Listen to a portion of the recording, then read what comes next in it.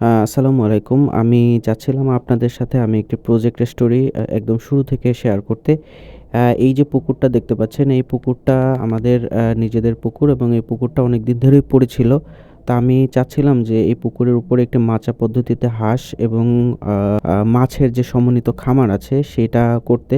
তো এখানে ১ম পর্যায়ে ঠিক এই জায়গাটাতে আমি একটা ছোট্ট ঘর নির্মাণ করতে চাচ্ছিলাম, যে এই ঘরটা হবে ১০০ থেকে ১৫০ টি হাঁস পালন করার জন্য যতটুকু ঘর বা জায়গা দরকার ততটুকু। তো এরপরে আস্তে, আস্তে পরবর্তী সময়ে আমি যদি এটা থেকে ভালো এক্সপেরিয়েন্স গ্যাদার করতে পারি, তারপরে আস্তে, আস্তে এই জায়গাটা বাড়ালাম।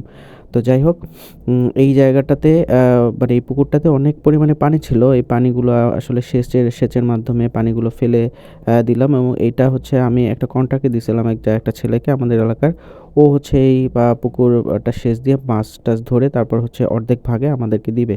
যাই হোক, এখানে পানির পরিমাণ মোটামুটি বেশ ভালোই ছিল। পানি অনেকটাই ছিল। পানি সারারাত সেচ দেওয়ার পরে তারপর হচ্ছে পানিটা কমে এবং এখন আরকি মাছ ধরার জন্য মোটামুটি একটা প্রস্তুতি নেওয়া হচ্ছে এবং আর যতটুকু পানি আছে সেটা শেষ হলে তারপরে হচ্ছে পানিটা আমরা মাছ ধরতে নামবে আরকি ওরা।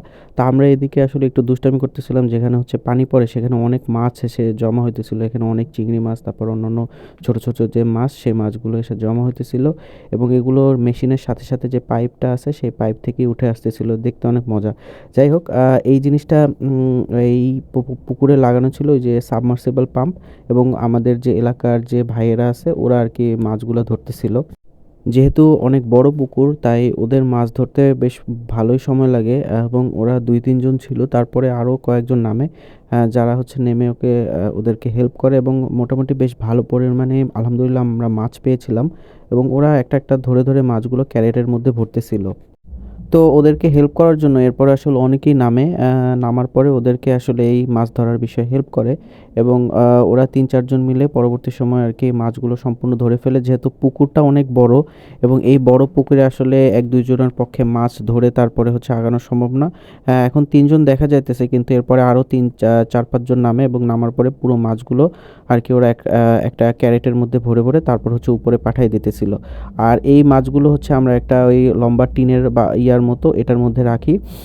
এটাতে মূলত ধান সেদ্ধ করা হয়। এই ইয়ার মধ্যে আমরা রেখে, রেখে তারপরে হচ্ছে করে মাঝখানে আমরা অনেকগুলো সাকার ফিশ পেয়েছিলাম। এই সাকার ফিশগুলো আসলে পুকুর নষ্ট করে, মাছ খেয়ে ফেলে।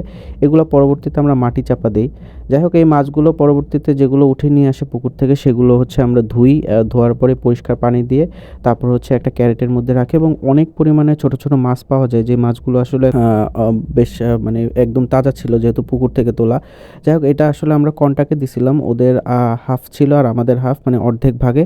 আর যে মাছগুলো হচ্ছে আমাদের নিজেদের ছাড়া ছিল সেই মাছগুলো আসলে ওদের কোনো ভাগ হয় নাই। সেটা আমাদের নিজেদের ছিল। আর বাকি যে মাছগুলো ছিল সেগুলো হচ্ছে আমরা পেয়েছি। যাই হোক, এই পুকুরের এবং এই প্রজেক্ট সম্পর্কে আমি আস্তে, আস্তে ভিডিও আপডেট করব এবং এরপরে আস্তে, আস্তে আমি ভিডিও একটার পর একটা দিব এই প্রজেক্ট শুরু করার থেকে এবং হাঁস বাচ্চা আনা পর্যন্ত যত ভিডিও আছে এবং বাচ্চার পর থেকে পরবর্তী যে আপডেটগুলো সকল কিছুই আমি এই পেজ বা এই চ্যানেলের মাধ্যমে দিব ইনশাআল্লাহ। আসসালামু আলাইকুম।